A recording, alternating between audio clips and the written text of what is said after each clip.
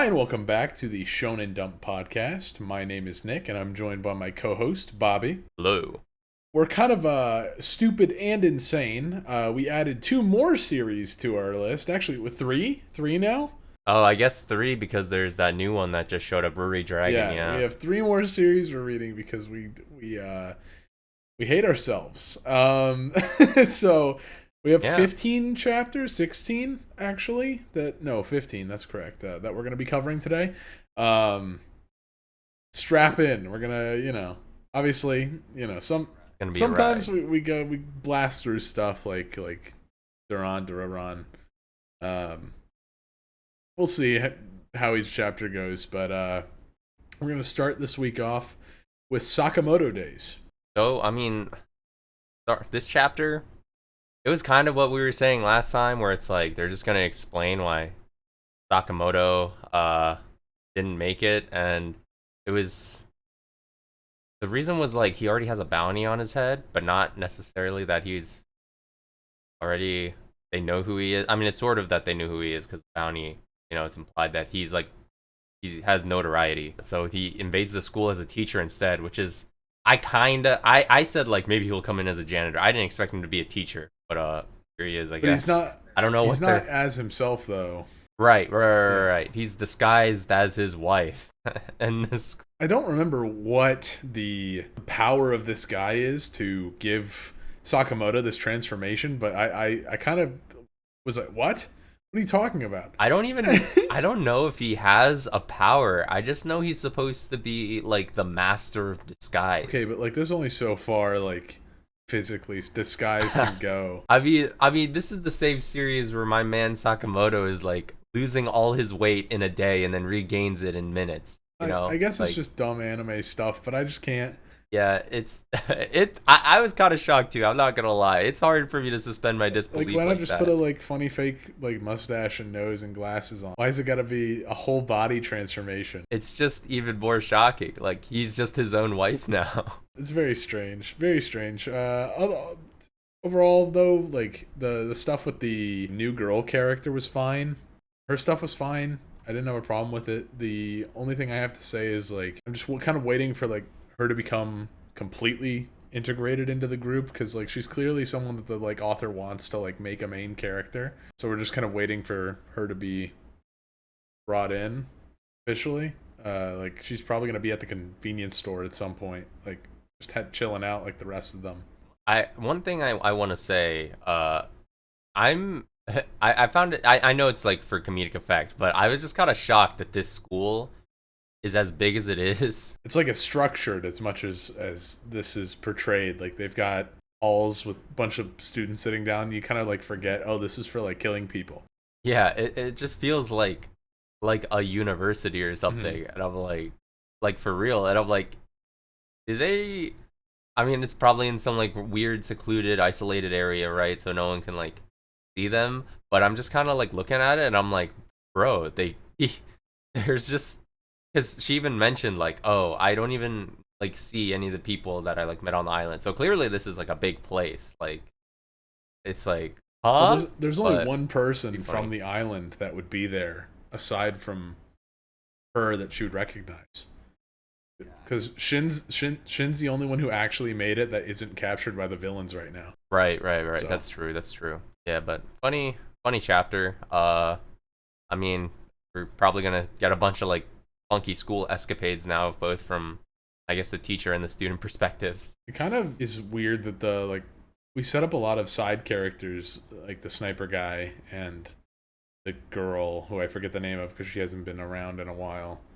They don't like Chinese like kung fu fighter or something. And they're kind of being like pushed to the background. It's a little disappointing because I liked some of their characters, especially the sniper guy. I thought he was funny, but I guess he might have been a little too one note for what they wanted to do.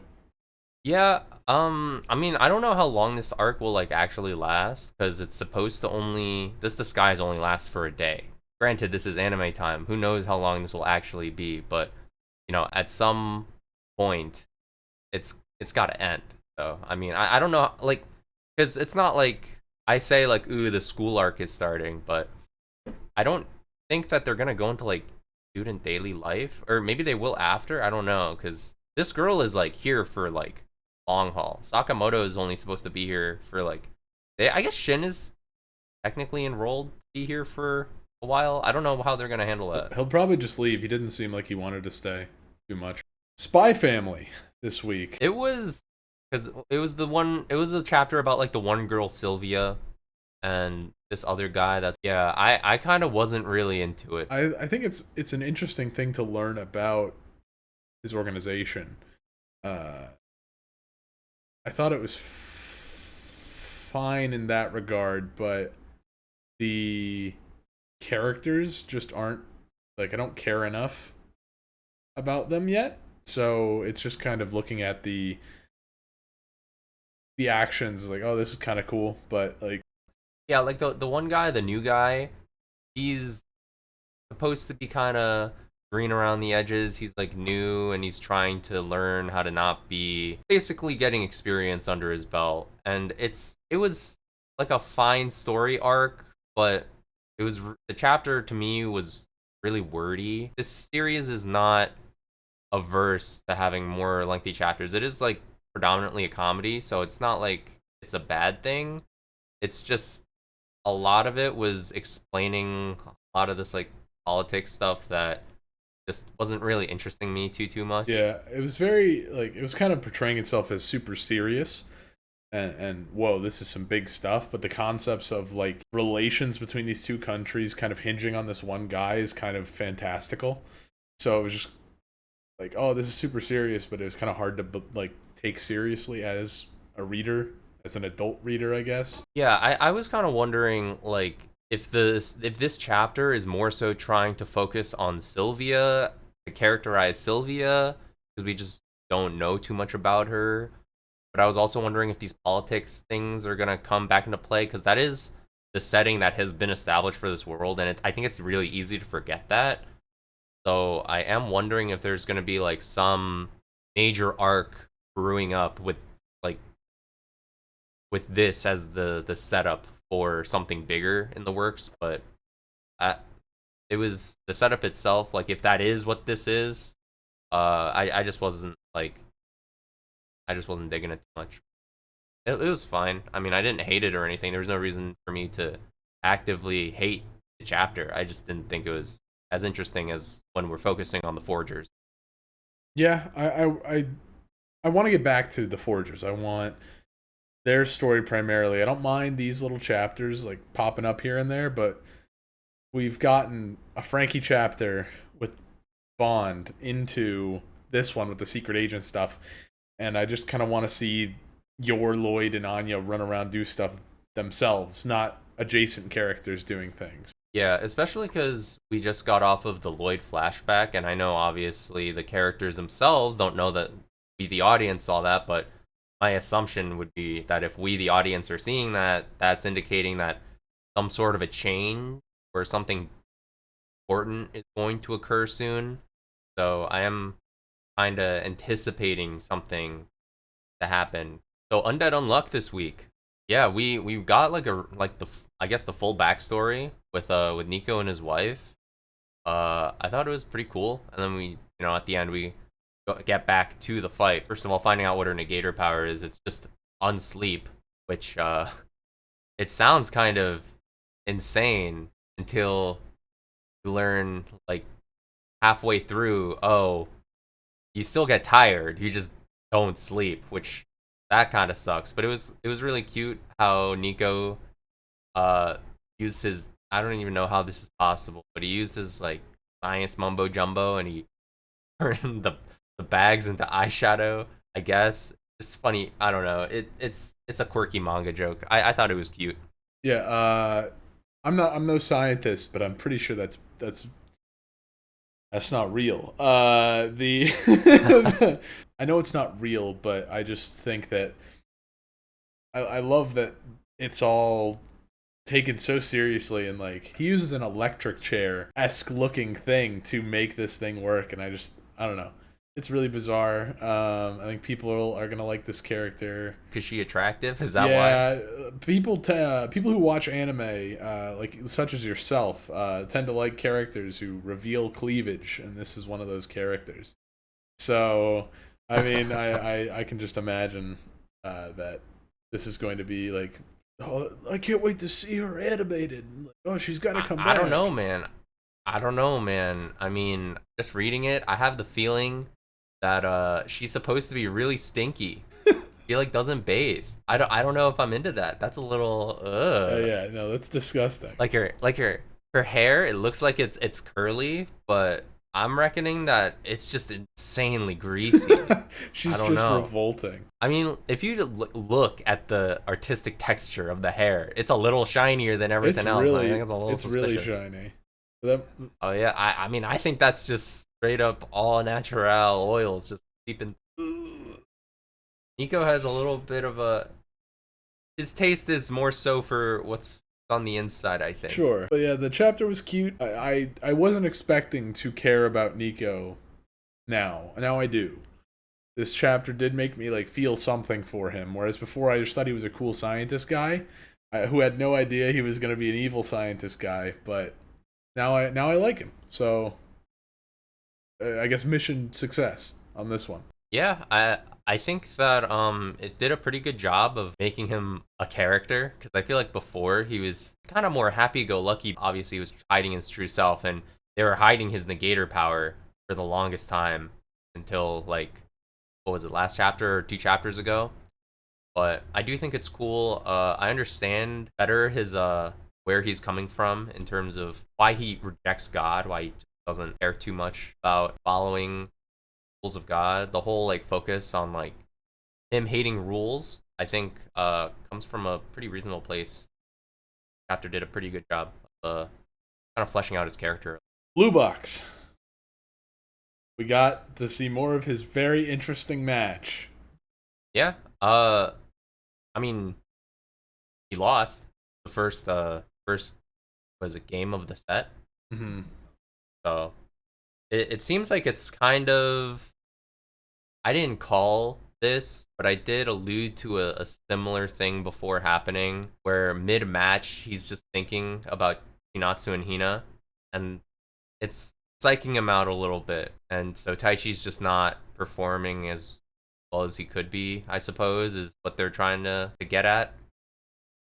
Yeah, I don't know. Not a lot of new information really happened here. It's just kind of like a character reflecting on things. Yeah, I think Taichi is using this chapter to process his emotions, understand how he feels, and reorganize his priorities a little bit, because he's thinking about Hina, he's thinking about Chinatsu, and I thought it was a really cool page turn. You see Taichi thinking about and reminiscing all the moments he had with Chinatsu, and you turn the page and it's just a pitch black panel that says, "Who do you think I am?" And it's just Yusa right underneath, destroying him in badminton. The split that Taichi does, because he trips on his own sweat. I don't know if there's like a deeper symbolic meaning, but seeing the split, that's kind of, in my mind, that's him being divided between different choices and priorities that he has to commit to, you know? I also thought the split. You're the symbolism guy. I'm the like, ooh, funny pictures guy. But I also thought that the split was like symbolic of either the two girls. He needs to decide one. He's torn between the two because he's having like clear thoughts about Hina, despite him being interested in Chinatsu.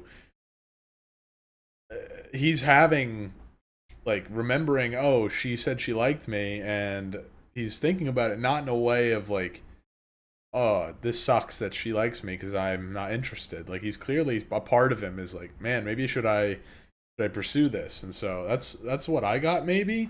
And also it could be the split between romance and sports, like this manga. Yeah, yeah, for sure. It needs to pick one. If you want to be more general about it, you could even say he's spreading himself too thin. But I definitely think both those interpretations, to me, seem pretty valid in the context of what's happening. Because Taichi's internal struggle is deciding between Chinatsu and Hina, and then reality hits him. He's playing a match with Yusa, and Yusa's like, "Who do you think I am?" You know? And so I think it's both. I think it's Taichi internally and emotionally is split between the two girls, but I think Taichi's life being split between romance and the sports. And now, as a result, he's suffering because it is a priority to him that he does well. You know, he cares about badminton. We know this. They even expressed it again at the beginning of this chapter. But here we are. He's gotta step it up. All right. It's Jujutsu Kaisen. Shinji fight. Power. I still don't understand what it is other than he's BSing the whole time. I gotta be honest.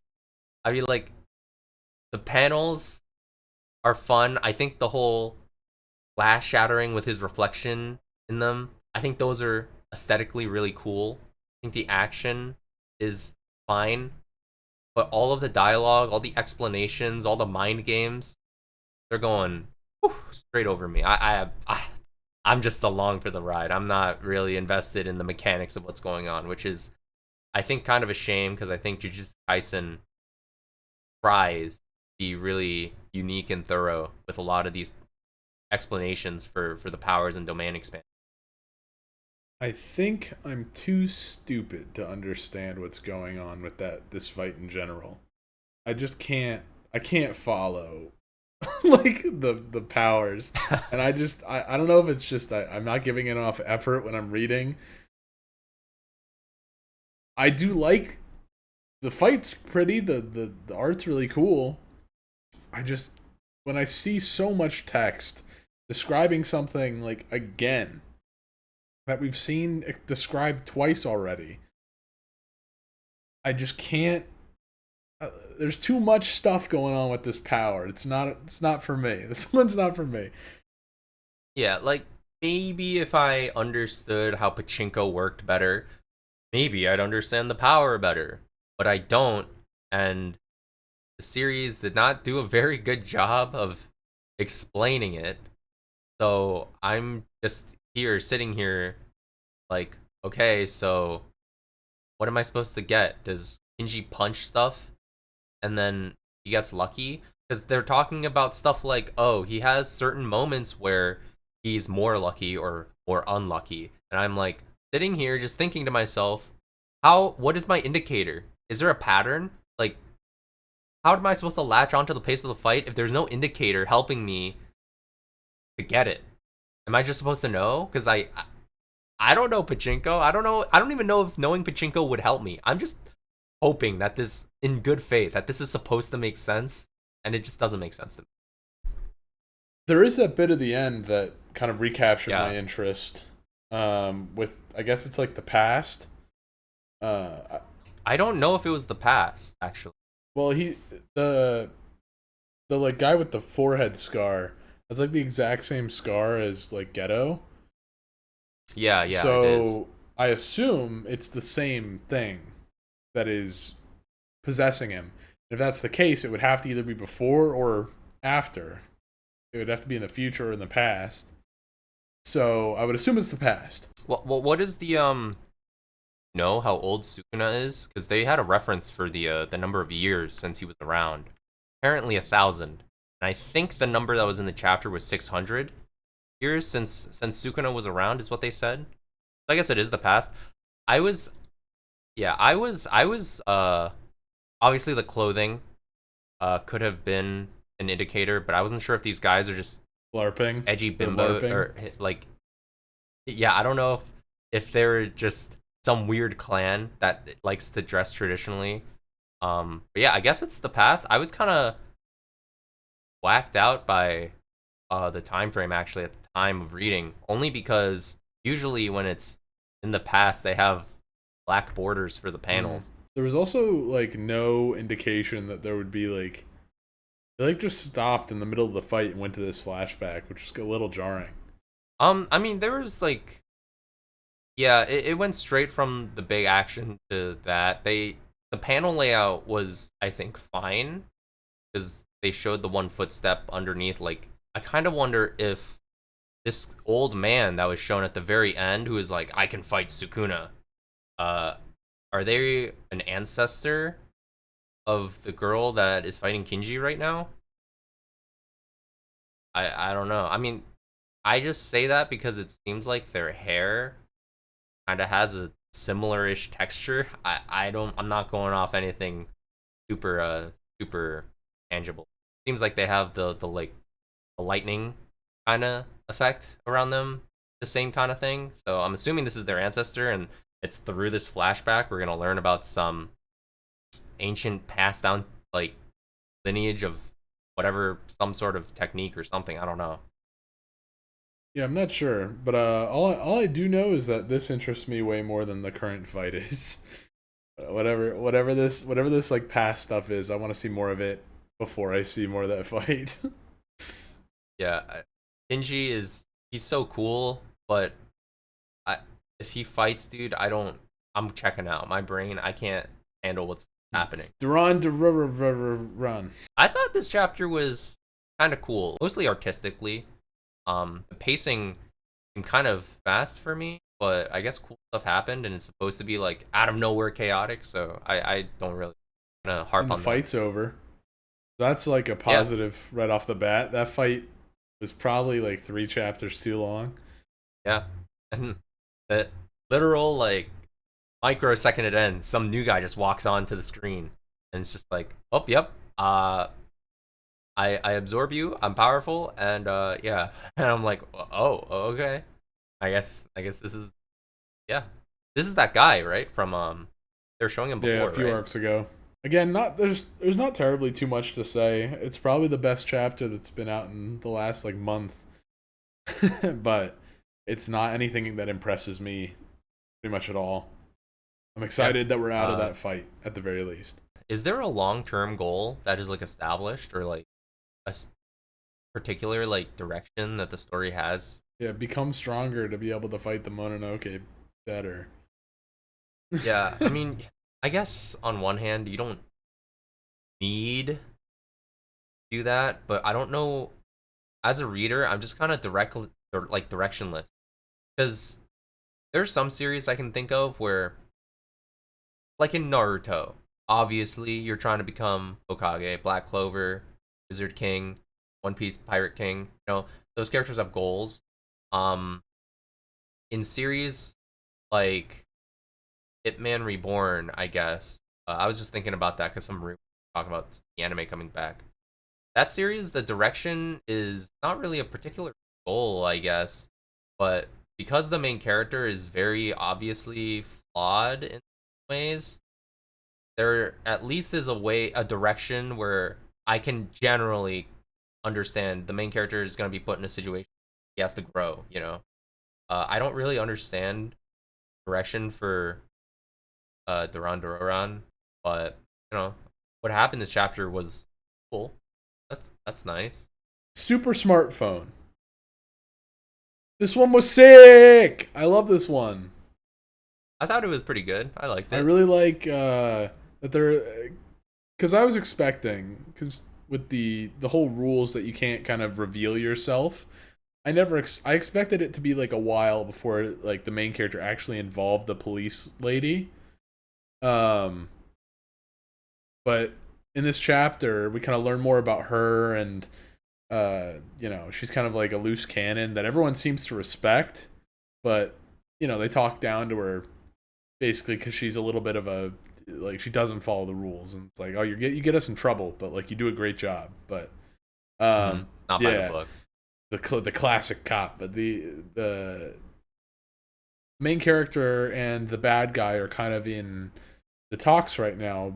Bad guy's trying to find who the main character is so he can kill him. The main character's trying to avoid that if possible. So he gets the police hacker lady, the main police lady, in kind of intertwined in this. They use her email to communicate, which is funny. But they get into a group call, and before the bad guy's about to join, he doesn't realize the group call had started.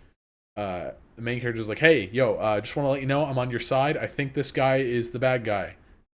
Just keeping you posted. And before she has any time to respond, the bad guy joins. And you can kind of see, like this is cool Death Note stuff that like you were talking about. Like this is the vibes I'm getting. It's like really big cat and mouse, two really smart people kind of clashing, and like it's a lot more. It's a lot less subtle than Death Note. In the ways of like the characters, are very just like the main character is very openly like I'm a good guy. He wants to be a good guy, and so he's like he's not morally doing anything wrong.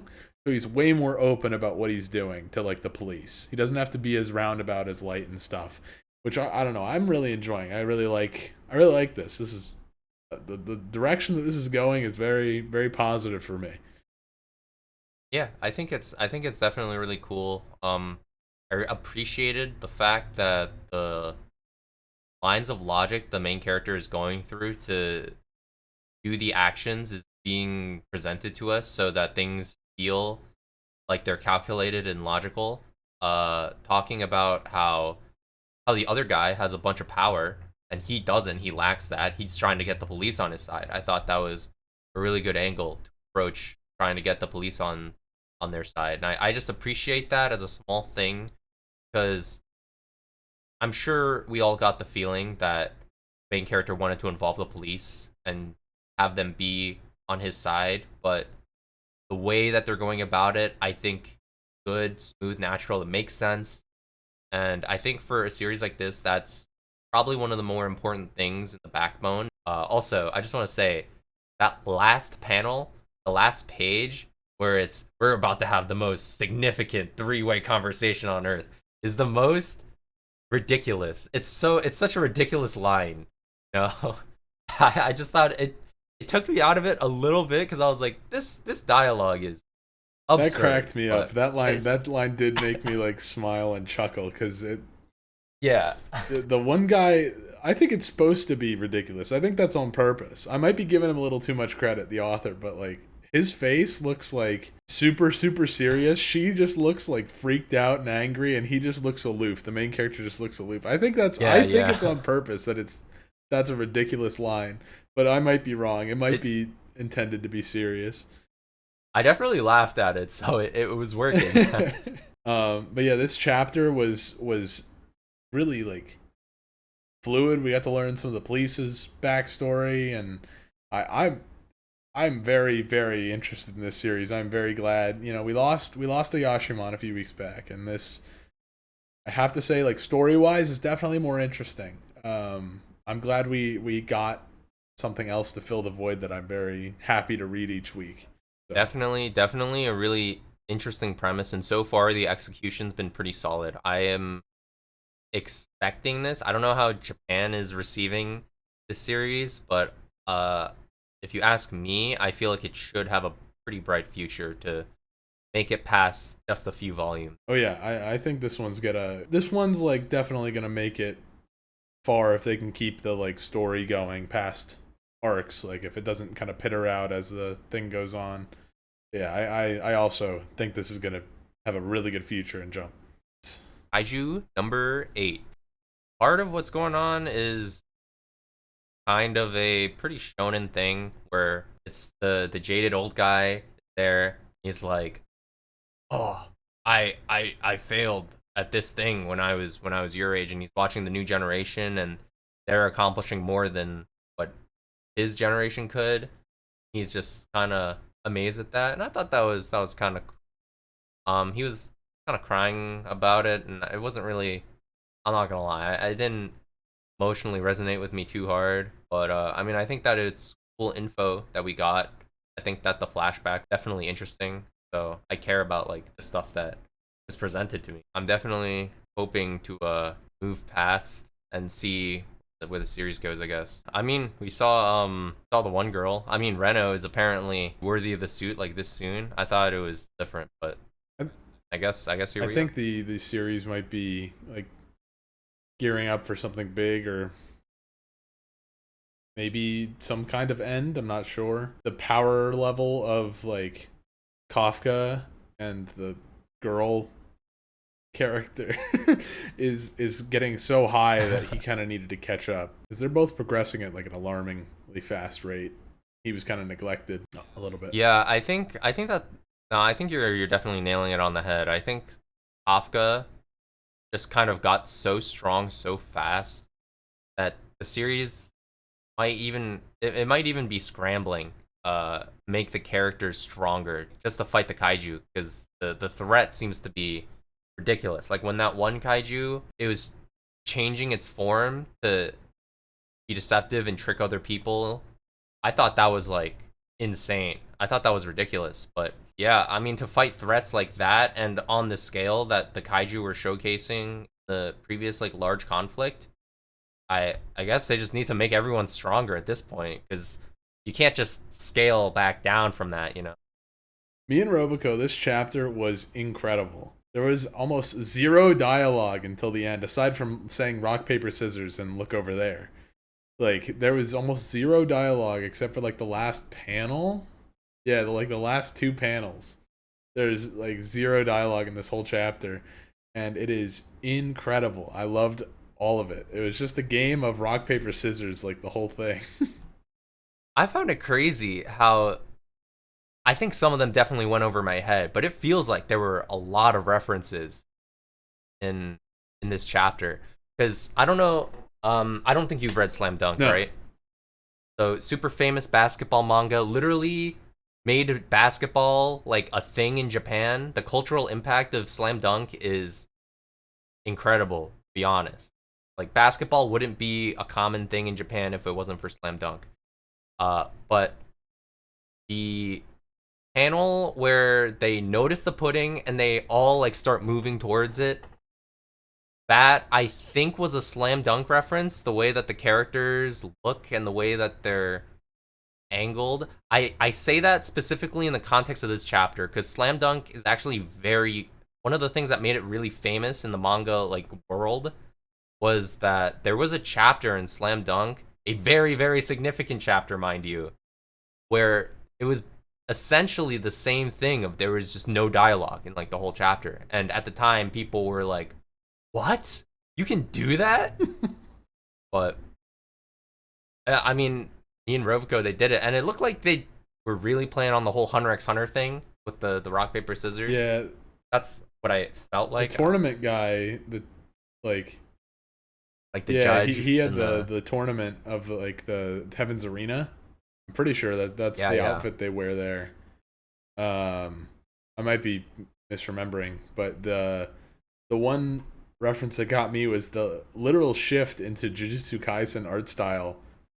Yeah. For a second, the black flash. like not the part where he drools is literally like I'm pretty sure.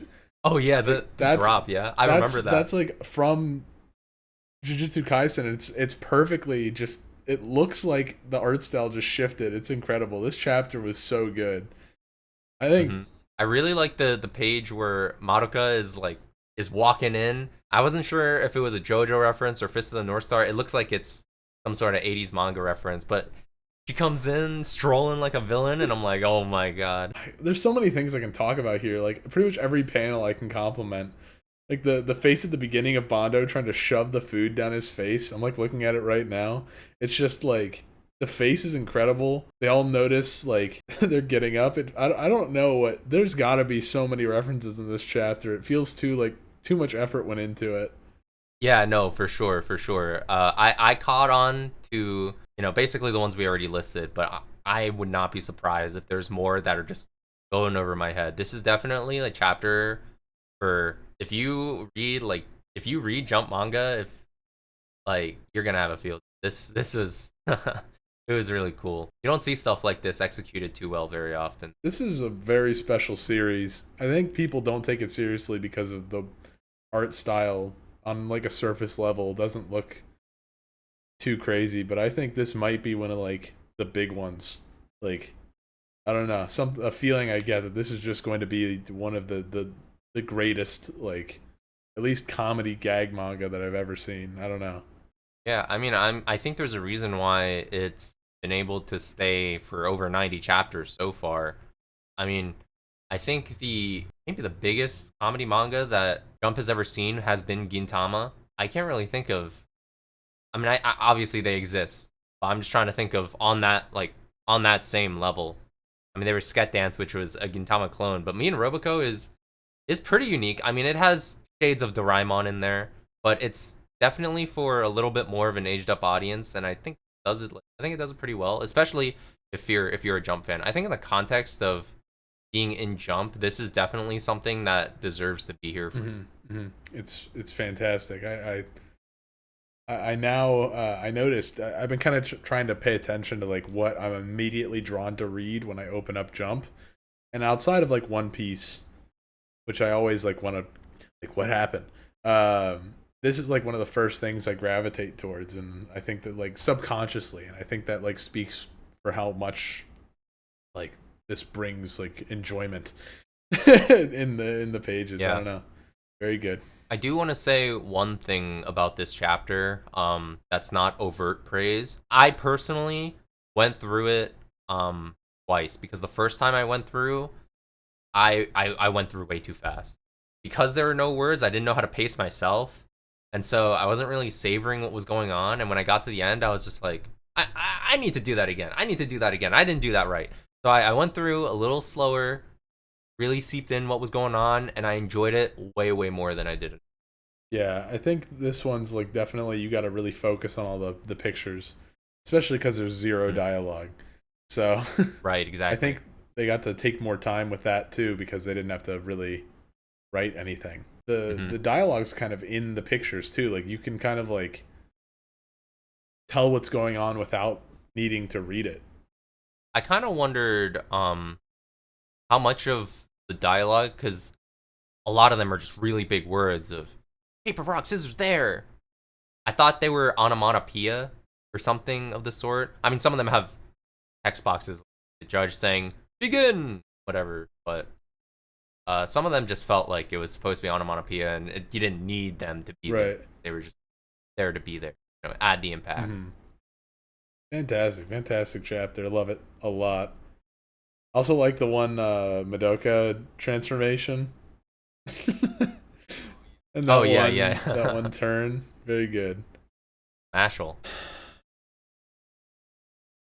You let out a big sigh there. What's the matter, buddy? I don't care about what's going on at all. There's just so many characters we just met, and I don't remember them because I'm not interested. All I know is there's Godot guy, and by association, it's the guy who can regenerate.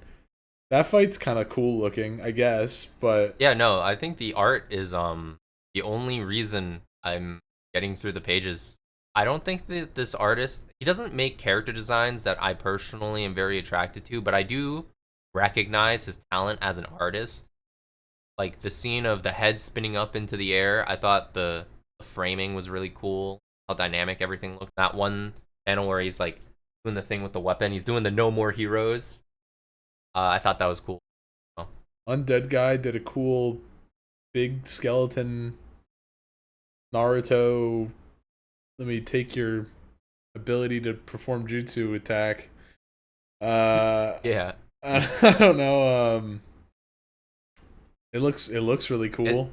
I definitely don't care about any of these characters, but it looks cool. And then the final 2 pages is a continuation of the last 3 weeks of nothing happening.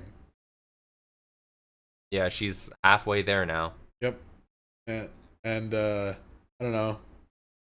We got a bit of comedy in it that actually wasn't just I hope you're not dead. Yeah, no, we got 2 pages of her turning the key this time, not just one. I like that the weird imp creature threw burning hot pastries at her face. That was fun.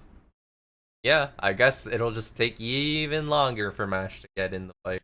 Ruri Dragon, I had a very uncomfortable reaction to reading it. Is it a little too surreal for you with how everyone is reacting? I'm assuming that's the point. I don't know if it's for comedy or what. It doesn't feel like comedy to me. I've seen jokes like this where it's okay, this is a new series just started this week. It's about a girl who's growing dragon horns and getting dragon powers, and apparently her father's a dragon or whatever. And everyone who's reacting to literal horns and she's able to breathe fire and stuff everyone's reacting to it very nonchalantly. Like, oh, like you grew horns overnight? Weird. And it, like, first time I was like, oh, this is a joke. And then it kept happening, and it really didn't feel like. I know humor is subjective, but like it didn't feel like funny. It felt like we were in like a David Lynchian world where everyone was not right, just a little off, and like everyone's like, she literally like scalds the back of a like classmate's head. What she like what was it? She sneezes. Breathes fire Yeah, by she accident. breathes Yeah, fire. yeah, She yeah. sneezes and breathes fire by accident, and like burns the back of his head. And all he reacts with is "ow" or "ouch" or something. And then you see it. I'm like, this is supposed to be like satirical or something. But then it like shows her like covered in blood because her throat is not a dragon's throat yet. So the fire burned her really bad. And I'm like, is it serious or not? I don't get it. It made me really uncomfortable. My like reaction watching it, I just was like, I felt like I was watching something like Uncanny Valley wrong. There was something wrong about what I was reading, and I couldn't put my finger on it, and I think it might just be like, I don't know. Yeah, I think for me, I didn't have as visceral of a reaction to it as you did. Uh because I haven't I've seen things like this sort of, and I kind of get the appeal of it. It's just a very comfy type of thing with a surreal um it's a very comfy series. It's really moe for the really it's really moe for the real weaves I out don't know what there. that means. I'm not weeby enough. Yeah, it's like some concept for being kind of appealing in like a cute-ish kind of way. A little different than just being cute. It's pretty deep in otaku culture. I'm not gonna tangent too far off to what moe is exactly. I can't really even define moe. It's kind of a feeling more than a a concept I can personally describe. But it's kind of moe. It like there it has a surreal twist to it, which I guess is the point. Like the point of a series like this is be comfy while also being kind of fantastical. Like I personally see the appeal. Um I just don't understand why this is a jump series. That is really throwing me off. I don't understand how this is making it in jump, because this is not the type of thing that jump usually puts out at all. Clearly, because I have no clue anything about it. It really threw me off. Like I'm definitely like the test audience for something like this, and I was like uncomfortable the entire time. I don't hate it. I just am shocked that something like this is in Jump. I don't know if this will survive and for this demographic. Maybe that's the point. Maybe they're trying to reel in a new audience or something. But this is not. it This is not normal for it magazine. it like running. unlocks like a weird sense of anxiety in me reading this. Like all this stuff, all these people are not reacting like how I want people to react. Like sometimes like people in anime and manga don't react right, you know? Like especially like I don't know, in supernatural ones it's like, oh, like it's a ghost. That's normal, you know? Okay. In this world, I can believe that something like that happens. But everyone is surprised that this is happening and they think it's weird that she's growing horns out of her head. But they're all also immediately coming to terms with it and being cool with it. And that just makes my Yeah, brain like feel wrong. like your suspension of disbelief is constantly being in Yes. flux. I guess, Yeah. right? It's what you. Yeah, it's like I said. I see the appeal of it. I don't hate it. I'm okay with suspending my disbelief that far and just kind of being like, oh, I guess this is just how this world is. You know, I am okay with it being, because I think when you ignore what's happening, I think the vibe that is set by the series extremely cozy. I think it's extremely cozy, very very light. You can see that like in the art. I think that the pacing of it is very very like that too. a little more of like an intimate type of thing, and it's just trying to be cute. It's just trying to be kind of cool in the supernatural aspect of, oh, I'm a dragon. I guess I'm interested in like seeing what the dad is like and what is up with this whole thing, but I'm just, again, flabbergasted that this is Shonen Jump series. Aliens area. This chapter is not as good as the first one. Yeah, I definitely agree. I think that the thing about the first one that attached me was the human aspect of it. I really liked getting the characterization of the main character. And in this chapter, I guess they're just trying to show why they're fighting is cool. And I don't know, it's whatever. Yeah, it's fine. This is like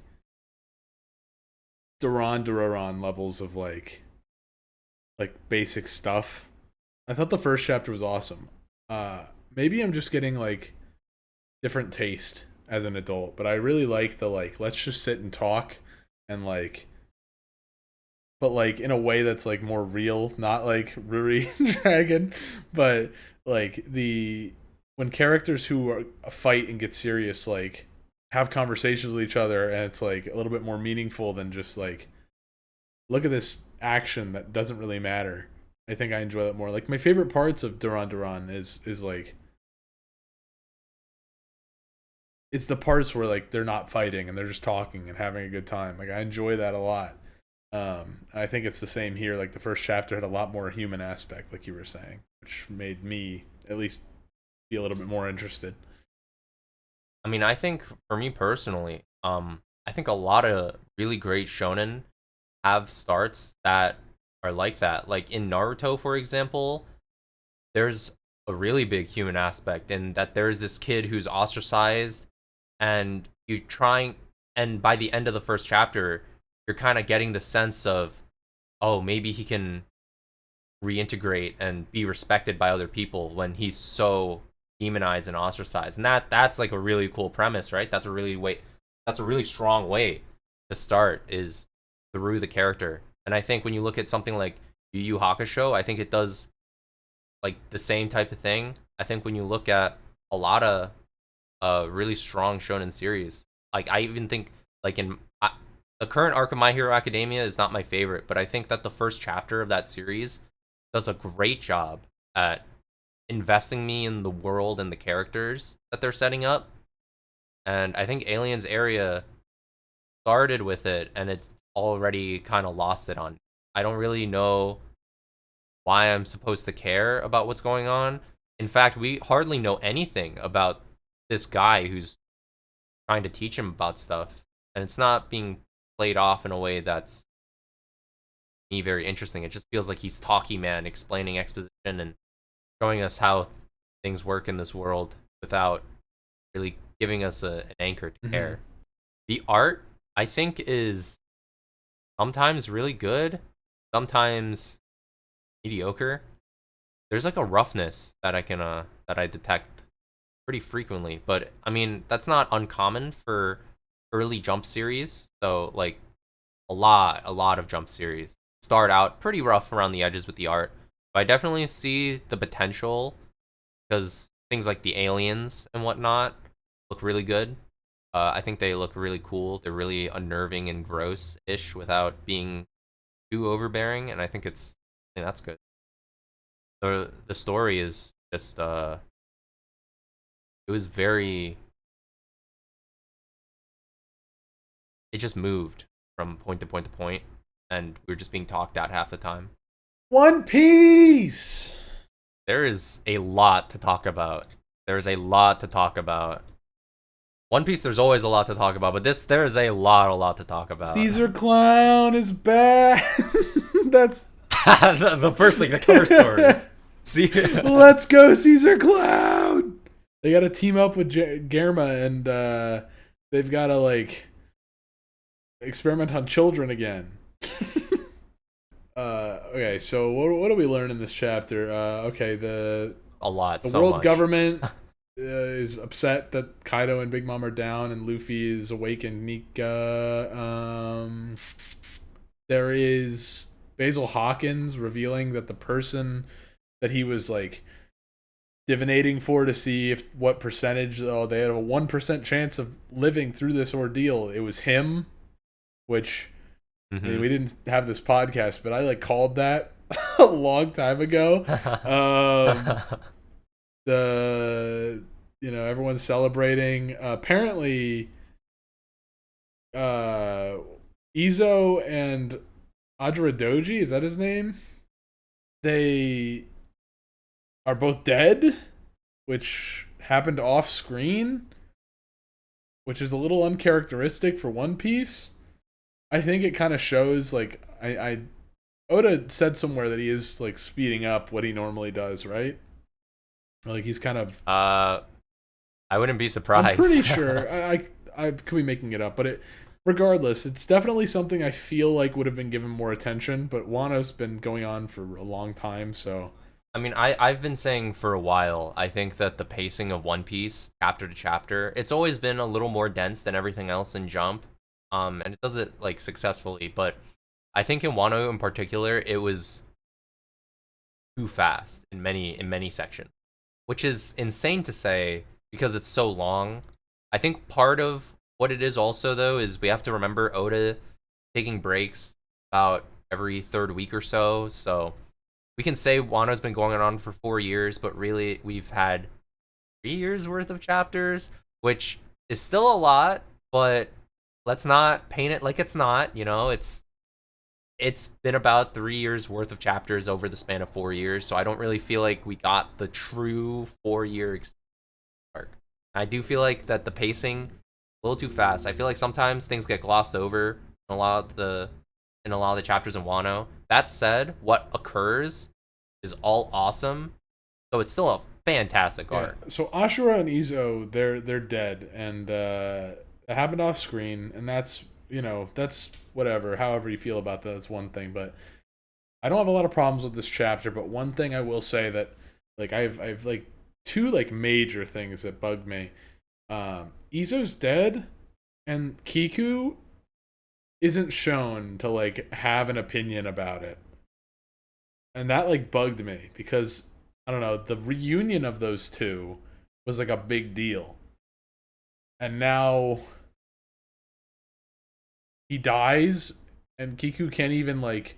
We're not even shown like any kind of suffering, no mourning. Just like the one time we see them this chapter, they're like relaxing in a bath and smiling.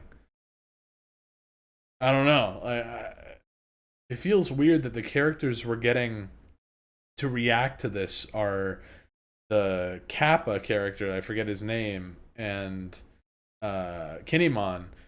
I mean, they were allies to Izo, but like Marco makes sense on the same crew. It should be Marco talking to Kiku. It should be Marco being like, "Hey, like this is what your brother was like. He was great." That would have been like really nice, like consoling, but it just had nothing.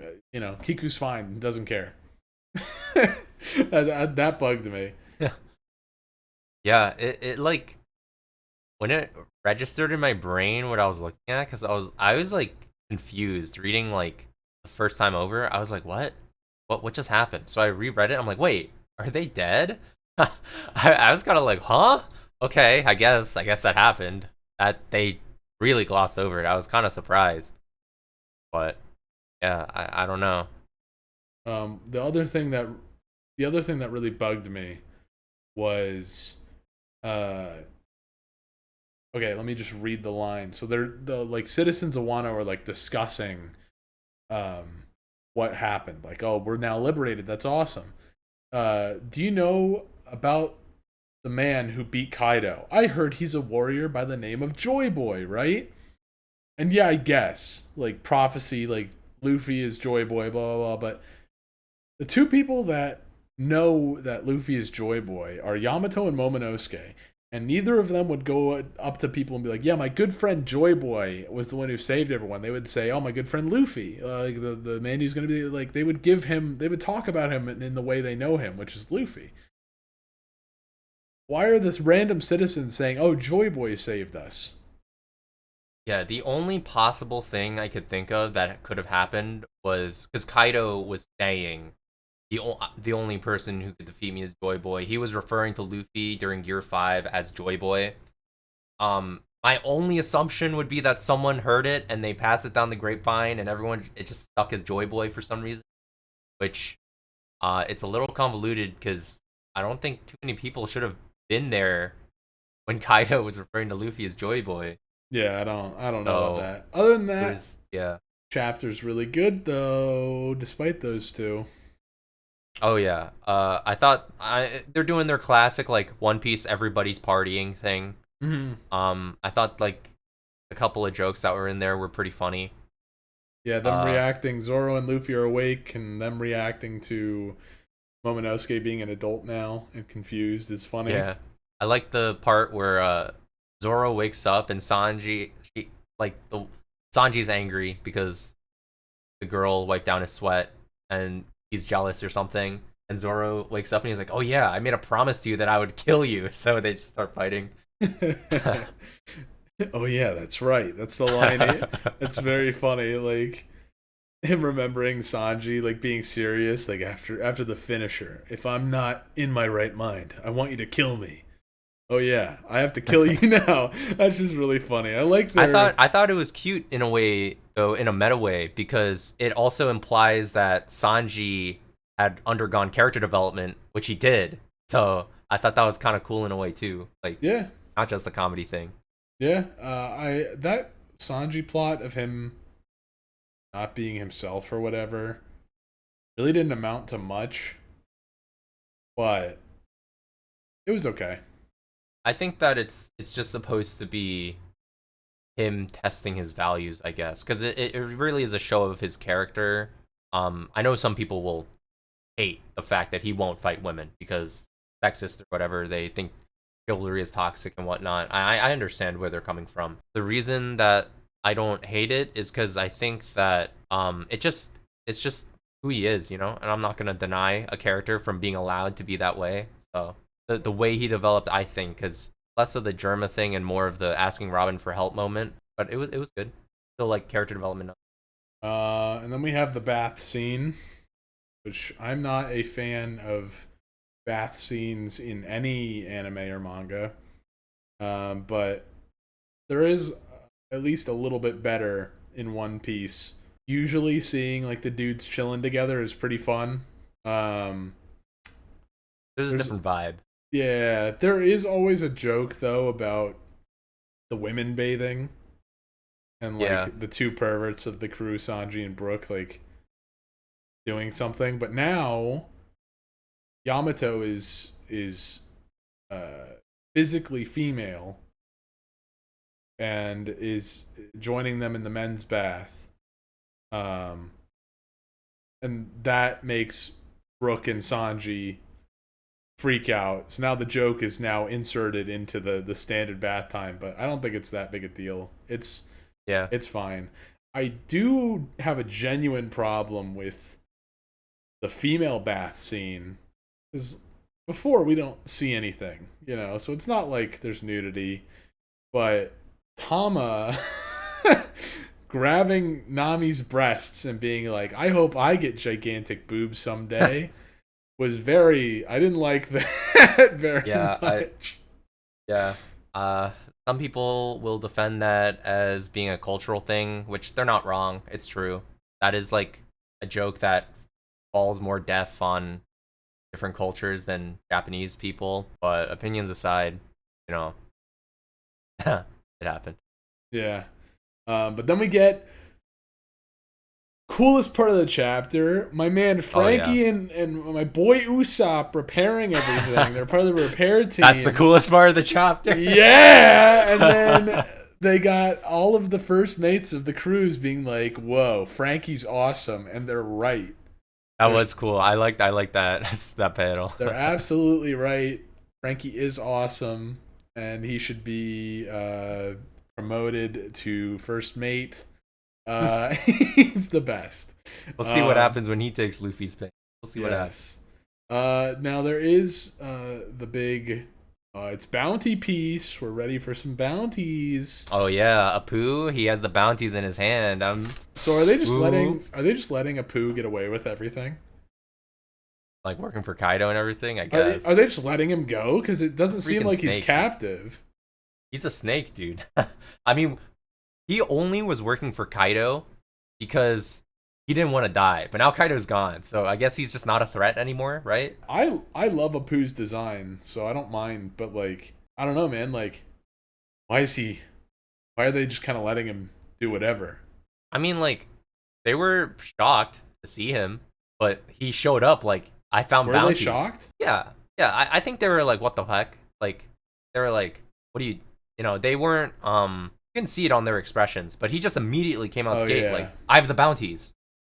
And so maybe he's trying I think that's a little more important. So. Maybe he's trying to fix relations. Yeah, I mean, he's not an immediate, Apu, he showed up with like one of the numbers, right? I don't know about that, but Apu in particular only sided with Kaido because he was afraid of Kaido's power, but now Kaido's gone. So I guess, like, logically, I don't know, whatever. Like, I don't know. I mean, are you really going to be... It's not like he's trying to fight, you know? He's not throwing hands. Yeah. And now, outside of the bounties, which we'll probably get next week, Green Bull is coming to... This is the news. This is the news. Yeah, the last admiral of the Navy is on the way. He has a flower. He flies with a flower out of his back. Yeah. So it's very funny how every admiral has always found a way to basically negate the weakness of falling in the ocean. They all can traverse the ocean in different ways using their devil fruit power. I've always found that interesting. Mm-hmm. Star's just light, so he just flies over. Aokiji could freeze it when he was an admiral.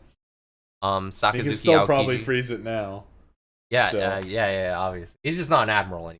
So only. Yeah. But Akainu / Sakazuki can magma, you know, he just makes land.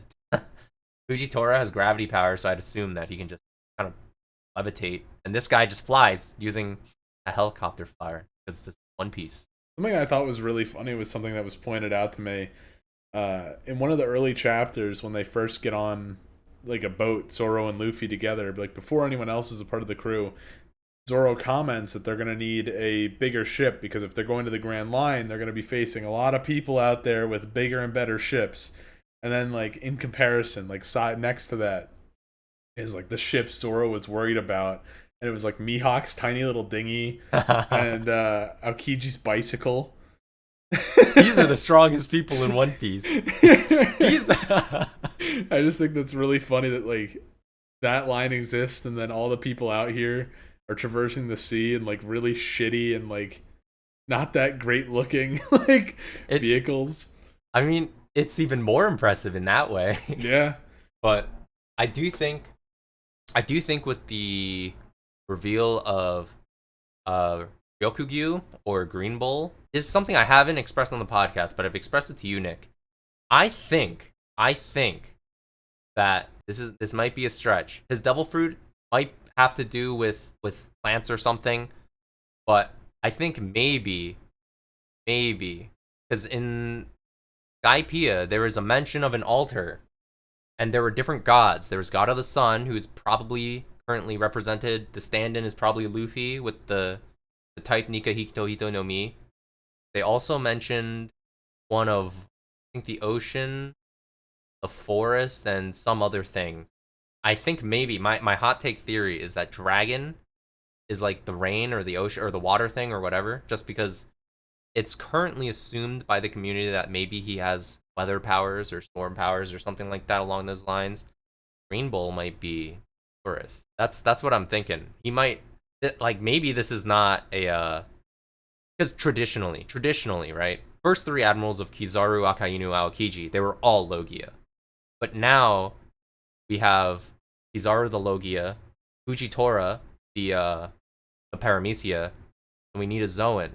So could this man be a Hito Hito no Mi plant man? Plant god? I don't know. This is the next chapter is the last chapter before our break, right? Before the 1 month break. I think so. I definitely think we're going back to the Reverie though. I think that's where I think the bounties are gonna be shown, but like maybe we'll like see everyone reacting to the bounties. But I feel like we have to finish the Reverie before we move on. I think it might be best because I think we might need more chapters than one. For the that's fair. So it might be good to just show us the bounties, like see maybe some people around the world's reaction to it, and then come back with the Reverie.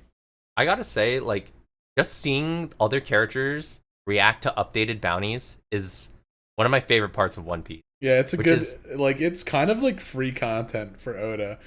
Yeah. He just has to each panel draw a different character being like, whoa.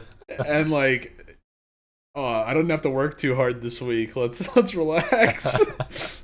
But like it's so exciting. And I think that's like one of the things that people will talk about when they talk about the power system in One Piece. Because the bounty system is not like a power level in Dragon Ball. You know, it's not like a measure of power, like, ooh, they have threatening aura. It is not only a hard number, which is fun for people to look at and analyze and think about, compare. Like, we have ratios, not just, ooh, big massive amount of energy, big massive amount of energy.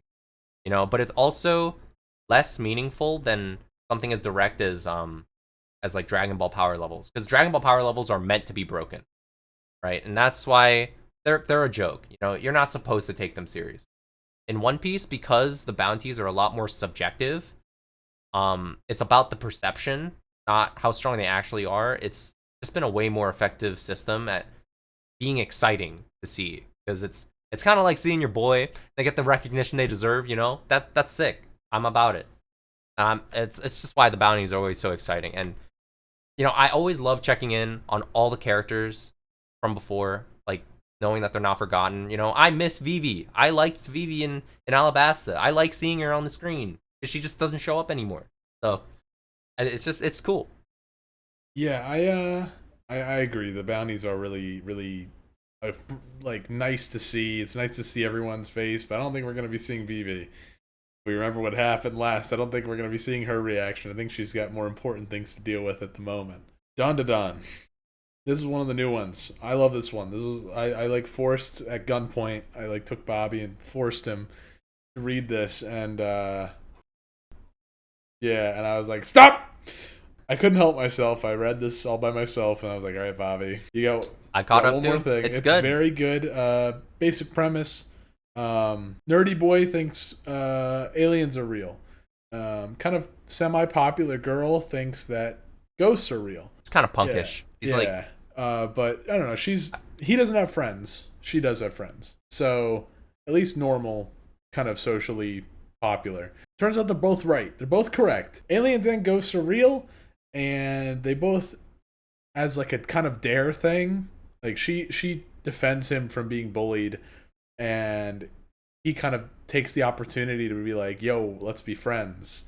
And they kind of get into an argument. Oh, ghosts aren't real. And he's like, oh, what do you like? He's like, aliens though, they're real. And so they kind of get into a fight about that. And he sends her to a paranormal alien spot, and she sends him to a haunted location. Turns out they're both correct. 3 aliens tried to abduct her, and this the spirit of, it's like a Japanese yokai thing, like Dashing Granny or something like that. Turbo Granny. I don't know much about Japanese kind of yokai, but I guess from Bobby had explained it to me, like everything kind of has its own type of spirit. yeah, in like Japanese Shintoism, the idea is that there is a spirit and a god for literally everything that exists, and the really prominent ones are just the ones that are known more. Because I guess the story of the Turbo Granny has been passed around a lot. It's just popular, like people just know it. So yeah, she runs really fast, and then snacks on your unmentionables. Yeah, so the first off, the series is beautiful. Last couple chapters have been like, they were recently training to sort of catch you completely up, the Turbo Granny, she's just a grandma spirit who runs super fast and is evil and tries to eat the private parts of male people to get powers, I guess. Anyway, she curses the main character, the main guy, and they're able to sever the connection between Turbo Granny and him, so he's no longer possessed. He can just use the powers, and she's trapped in a doll. So he has the powers of, he can go super fast, and that's like his thing. And the main girl character, she has psychic powers. She has spiritual powers, and that's how they fight. And the art in this is just so incredible. They were in a training arc with the main guy character, Okarin, that's his name. She calls his name is Yeah. Ken, but she calls him Okarun because she's obsessed with this actor, and this main character has the exact same name, and she hates the fact that they have the same name. So Momo hates the fact that she has the it's same slight name. romance because there's like a will they won't they with these two, but it's primarily action comedy and a little bit of horror too. Sometimes there's like some like imagery that's like, whoa, It's pretty cosmic. Yeah, I'm like, I get like uneasy feelings from some of this stuff. Anyway, we're seeing. I'm getting sidetracked because there's so much to talk about. But the art is so good in this one chapter when they're in like a concert hall. It's like the spirits kind of change the surroundings, and it's just so beautiful. And what makes this even more just absurd is this is a weekly series. This comes out every week, and it looks this good. And I don't know how. This guy is incredible. Some of these panels are just insane. It's Jump Plus, like Spy Family, so they're allowed to get away with a lot more. So this series is actually like, you have to like log in on Viz to like even read one chapter because it's 18 plus. And I mean, there hasn't been any like actual nudity, but like they make a lot of nudity jokes. Like in the most recent chapter, like one of the characters is possessed and they fight, and after the possession ends, like the battle like made his clothes all come off, and so like everyone's reacting to his just like, we don't see it, it's not drawn, but like everyone's reacting to like his penis being on screen. So that's Yeah, I mean, I get why it's 18 plus, because there's stuff that's not explicit, but it teeters it really, really hard. Like in the very first chapter, there's sort of an attempted rape, and like the alien dudes, they want to have dicks because they don't have them, so they have like robot ones that are, and they're apparent. It's a trip, dude. There's definitely some sort of, I haven't thought about this too hard yet because I don't know if I can at the moment. Like, I just don't know what to think about it, but there's definitely some idea about nakedness because, you know, the group has expanded, and there's the one guy who like can see spirits now, and now he's possessed by the evil eye. At the end of the chapter, I just thought it was a really weird note how the guy was like, oh yeah, the part of me that still wants to kill humans is just my underwear, so you can take this. The rest of me, I don't have to. And I'm like, what? It just seems so strange and random, right? But I think consistently the series has kind of handled nakedness in a way that is a little it is shocking on the surface, and it just adds to the absolute chaotic nature of everything going on all the time, because the series is so chaotic. I even compare it to Chainsaw Man. I was actually comparing it to Chainsaw Man before I knew. If you don't know, the author of this series was an assistant to Fujimoto, who made Chainsaw Man.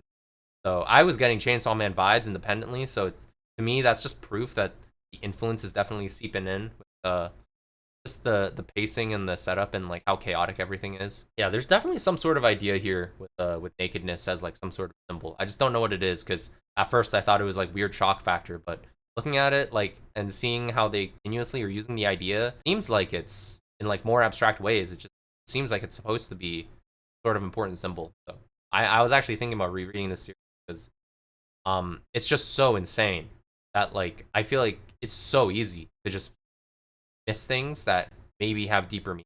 It's a testament to how well written I think this is for being as consumable, I guess, is how I the best way I can put it. Like the chapters go by like very smoothly, like the flow of the panels and the art. You already mentioned the art is amazing. The flow of the panels is really, really well done. there's like this one famous scene where the main character transforms for the first time, and they really break his body into like this weird wavy leg thing. But the way the leg is, it guides your eyes through the page in the way that you're supposed to read it, and that was like really impressive. I love the character designs. The art style in general is something I really dig a lot. Yeah, it's really good. I definitely think it's really fun to read if you're just trying to be along for the ride. But being 60 chapters in now, getting caught up so quickly, I think that there's probably not just a fun wild time. I think there might be something deeper, something more special. Actually, one thing I wanted to mention, you mentioned that there's like a will they won't they romance that's going on, and I have to say I'm very impressed with the intimate scenes of just them flirting, because a lot of times series make jokes about this stuff and it's not like a big deal, but it feels like that there's genuine progress between Momo and Okarun, Ken, whatever you want to call him. But I just think it's, yeah, the series is very solid in a lot of superficial ways, but I do think that there's a genuinely solid backing. Yeah, the touch on the romance bit. I'm not a really big fan of like love triangles. There's been two characters that are now main characters alongside our two main characters that are basically serve the role of like alternative options of romance for these characters. And they're like, the main, like, Okarin is jealous of the guy, and there's been a few chapters where Momo is jealous of the female love interest, the secondary one. And I usually hate that stuff just because, like, I don't know, it feels very like, let's they're having such a good time, let's put a wrench in it kind of thing, you know, to make things worse. But in most series, that's what it's like. It'll be like, oh, like, we're kind of put like 3 steps back now. But in this series, it feels like the tribulations of that, like, actually, like, they talk about stuff. They're like, oh, I really didn't like this, you know? And like, they might not talk to each other, but like, you see internal thoughts of him being like, man, I'm kind of acting like a weirdo about this. I feel weird about this. I shouldn't. You know, maybe I should do something about it. And like, you see his logic, and he's like growing and changing about it, and I enjoy it. I think it's good. I think kind of breaching into something I think is even more really awesome about this series. Just the characterization in general. I know that you're a huge fan of just watching characters chill out with each other, just to like get that extra bit of like characterization for themselves and the relationships of them and everyone else around them. I think this series is really good at grounding you in situations like that. There's tons of instances I can think of where the characters are sitting down having a meal and everyone has a speech bubble. You see like 2 interactions between 2 characters. I don't know why I'm holding. There's like this interaction between 2 characters, another 2 characters over here, another 2 characters over there, or like that's what'll happen like when an arc is finished. They'll like have a meal, sit down at a table. When an arc is like starting, they might go to the new location. And I remember they like all walked into that house the one time, and they all were like commenting on different things. Like there were sets of characters that were all just having like small conversations with each other. And I think like stuff like that, it's a small thing to do, but first of all, I think it's amazing how multifaceted it is, because it introduces us to certain locations, or like in the case of the meals, it winds us down. It winds down the arc, you know, it paces it in a certain way. It introduces us to the location, it characterizes the characters, it like helps us understand where 2 people are at. Like the relationship between Okarun and the one friend who's cursed by the evil eye right now, I'm forgetting his name. But Gigi, like their relationship, or something. I think it's Juju. But their relationship has changed over the course of Juju being introduced, and there's a lot of intentionality, I feel. Like the series is not campy at all. Things move forward, you know, it doesn't waste opportunity. I think that's really awesome. It makes it really loaded. For me, that's awesome. It's snappy. It moves. The series is super duper special. After being caught up, like, I just wanted more and more. So I don't see this going anywhere but up. I think this is going to be like the next big thing, and you owe it to yourself to read it. So long as you're 18 years or up. The last series, I was catching up on Black Clover. Nick made me catch up on Dandadan, and so I was like, all right, dude, screw you. I'm gonna catch up on something on my own, and it's gonna be Akane Banashi because I looked at it and I was like, this looks different. I want to read something different. And did we get something different? So it's about Rakugo, which is essentially just a one-man storytelling in Japan. You know, you're given a traditional story and you're supposed to sit down and act out all the characters and the narration, and it's all a one-man show. You're just sitting there, you're trying to make the most of as little resources as you have possible. And that's basically it. It's just a show. It's just like story time. Basically just is. It's just Japanese professional story time. The main character, her dad, is on the cusp of going pro. Tries his best, and she loves it. Rakugo. She is obsessed with it because she feels like she can see the characters like emerging from him.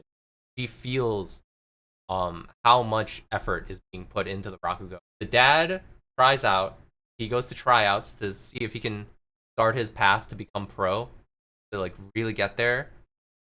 And when he tries out, everyone who tries out there, they present, and it seemed like it was going pretty good. The one guy who's like the head of everything, said no, they're all done. And she, in a vengeful rage, dedicated her childhood, and now she's 17, and now she's trying to go pro at Rakugo. It's a pretty cool series.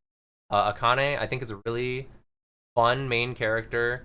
She really passionate, but she's like got a little bit of edge. She's basically on this self-started journey. She's getting tutored by this other guy who was basically the master to her father, and she's gonna try and prove herself and prove that her father's style of Rakugo, just trying to show everybody else like why it's so great. And I think the series works because it really fits itself well into the subgenre of battle shonen known as non-battle battle shonen.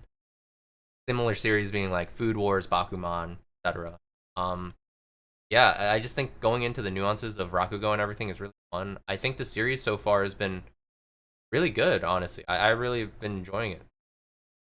Yeah, I guess the only thing I would have to add at this point is, I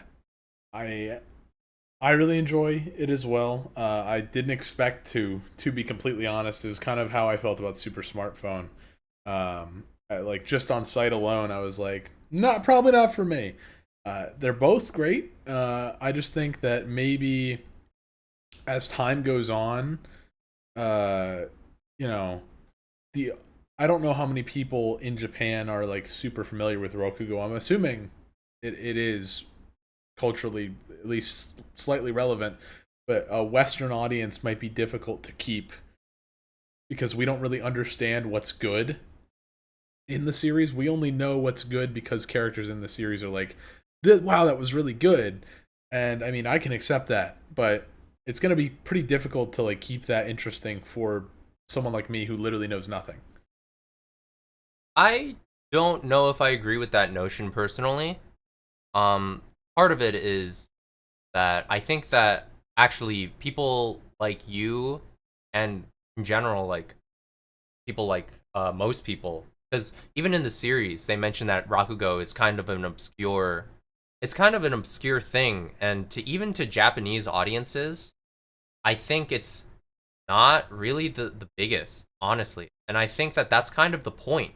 I think that this series is intended for people who don't know anything about Rakugo to kind of help us to understand why someone is passionate about Rakugo. And I think understanding about why things are good and why they're not good, definitely I understand where that's coming from. But there's two key things that I think are important to keep in mind. One, there's a lot of analogs, I think, between Rakugo and manga in that a lot of it is about the storytelling. And in Rakugo, there's like an audio aspect that is a little bit lost to us, but I think that this series really emphasizes the visual components and the imagery that they use to present those ideas. I think are really good. I think the art is like really, really clean, really clean. Everything reads super well. Consistent too. I think the paneling is really, really good. There's like a few times where I was like impressed with how the panels are laid out, because I just think some of the layout for the paneling is straight up genius. There was one scene where there's like an audience reaction in the middle, and it's one character doing the Rakugo. So when there's multiple characters in a story and you're the one-man show, you have to be able to present multiple characters. And so they, on some of the panels when they presented in the manga, he's talking to himself here, he's talking to himself here, and in the middle is the audience reaction. You see the audience, it's just one big panel, but you see at the top, the audience is like, yeah, pretty cool. And then in the middle, they're like, this is pretty funny. And at the bottom, they're bursting out laughing. And I think that when you read it from top to down, you see that progression, like that was a genius panel. I thought it was incredible. The other, sorry, I tangented so far off what I was saying, but back to the point of it's difficult to understand if Rakugo is good or bad.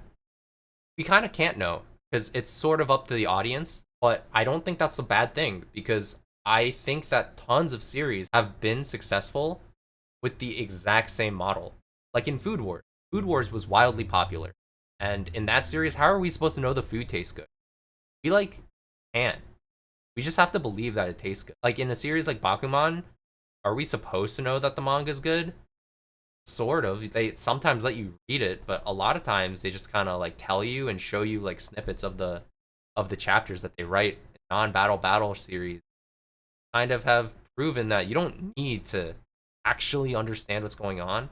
Sports series do this all the time too. I don't know, like, you don't need to know the rules of basketball to enjoy Kuroko no Basket. Even the person who made Kuroko no Basket apparently doesn't know the rules of basketball, clearly. There are certain times where there are illegal plays and you have to go back and fix them because they weren't supposed to be able to happen. So I think it's just a testament to show, like, you don't need to in order to get it. It's about how the manga portrays it that I think is the important part. Yeah, the thing I'm like referring to though, like I don't think it's completely necessary to understand exactly what's going on, but there was a series that you didn't read that I read called Time Paradox Ghostwriter, and it did not last too long, and the reason being was it was like Bakuman and this, where a lot of the reactions to what was being told, because it was about a guy getting the most amazing manga in the world kind of time traveled back to him, and he basically plagiarized it to make it his own story, and everyone was saying that how incredible it was and how great it was, and it's like the best thing ever, but we don't see it. It was just people talking about it, and there was nothing to like go off of, and it was really uncomfortable because it was like they were describing something that they were just describing something that the author of the manga literally couldn't show us anything of. Because they were saying the art was like incredible for a weekly series, and like, I mean, the artist of that manga was really good, but they weren't like the best ever, which is what was being described. And so like there was like a dissonance from what was being told to what was able to be shown to us, and it just kind of made it really weird. So I'm not saying that it will fail because I don't understand Rakugo. There is a way to do it that is good. I just think that if they fall into a trap where it's just like what we're being shown isn't exactly on the scale of the reaction we're seeing, it can become a little weird for like an audience. No, I definitely think that's valid, and I think that that's like probably a good example of it failing to do that formula. And I think Food Wars honestly falls into the same trap like later on in the series. I think they stop making it interesting for the audience. And I definitely think that this series could fall under the same type of trap of like, well, it's been, because so far it's been executing very well, but I mean, like it doesn't have to. Like it could just start executing these scenes of the Rakugo storytelling much worse, and that's definitely a fear. I just don't know if that's I don't think that's a very unique fear to like this series or even necessarily this type of series, because even like normal battle shonen get convoluted with the powers and like it just stops mattering, you know, like the big dick energy blast battles, you know, it just gets bigger and bigger and bigger and it stops being interesting, you know. I think that is not something that this series would be immune to. Obviously, it's possible to be at fault, but I definitely think that that's something that could be applied to a lot of series, not just ones like this.